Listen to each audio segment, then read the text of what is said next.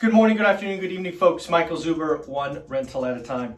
And if you've been following this channel for any length of time, you know about 3 months ago or so, I actually went out and started spending some money and secured an office building to record one rental at a time. And one of the spots I haven't shown is kind of the entryway or lobby where I've chosen to display the one rental at a time rules. This is a, 3-foot by 4-foot sign. It really kind of encapsulates what one rental at a time is. But for this video, I want to talk about a concern that I have going forward. If you've been playing with the dominoes and looking out into the future like I have, you might want to be a little concerned, and I am watching something. So let me talk about it here. We've talked about transactions falling, and I would argue crashing. We talked about the mortgage industry going from $4 trillion in origination to 2.6. Certainly a crash. We talked about Wells Fargo already in Q1 talking about mortgage demand falling 33%. So I believe all of that will ripple through the banking system. I believe banks and big money organizations who rely on lending are going to be in trouble.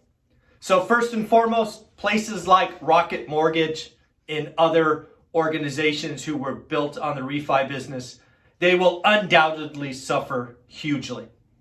Better.com laying off roughly 40% of staff is just the start.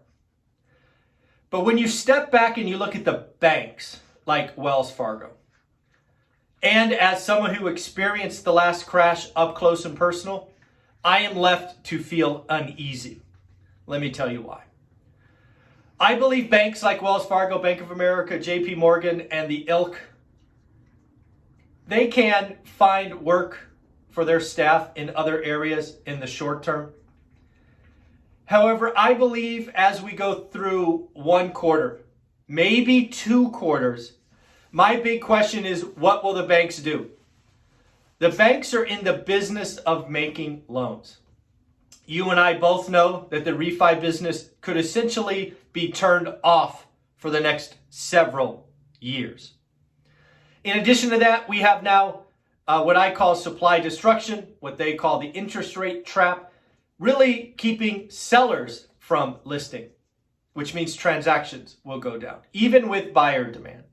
We have interest rates that now have gone up 200 basis points, even for the most qualified homeowners. This week, last year, the 30-year mortgage rate was 3.04. It is now 5%. All of this does not lead well to more loan demand. So, couple of thoughts. One, will they just take it on the chin? Will they have years of less demand? Will they whack headcount? Will they get smaller? Maybe. History says they will do that on the margin. Number 2, will they find other things to lend on? If you've been watching my channel for any length of time, you know that I challenged both non-QM lenders to create products called second mortgages. We have a lot of people with equity, a lot of people with low rates. I might sneeze, sorry. Hey, buddy. This little guy here wants to say hi. So, to create a second, right, we have a lot of people who bought in the last couple of years low first rate mortgages. Maybe they'd be interested in a second, at a pool, at a master suite, whatnot. Here's the big concern. Is there going to be somebody who says, damn the conditions. Let's create exotic products. Let's create teaser loans. Let's go back and repeat 06, 07, 08. I don't know. Animal spirits, profit seeking. We're going to see. So I am concerned. I am watching the mortgage industry. There are certainly products they could create that would be helpful, but there are also certain products they could create that would be destructive. I do believe we are a couple quarters away from the creation of said good or bad. Banks don't generally move that fast. They would like to see the mortgage slow down up close and personal before they get creative. But that is something I am absolutely concerned about. So just as we wrap up the one rental at a time rules, if you want to change your financial future for the better and you believe it is rental real estate, I will go through my rules quickly. First and foremost, focus, focus, focus. I talk about a buy box. I've given you my buy box. You can search on my channel, understand what it is. Number one priority. Most of you are all over the place. Number two, daily discipline. Yes, I know you are busy. I get it. I was too. If you want to hear my story, you can buy the book One Rental at a Time on Amazon. If you've bought it and yet to write a 5-star review, can I nudge you a little bit to write a 5-star review? I'd love to get to 1,000 5-star reviews. So thanks for helping me out. Again, though, daily discipline means 20 minutes. I'm not here asking for an hour or two. All I want is 20 minutes focused on your buy box.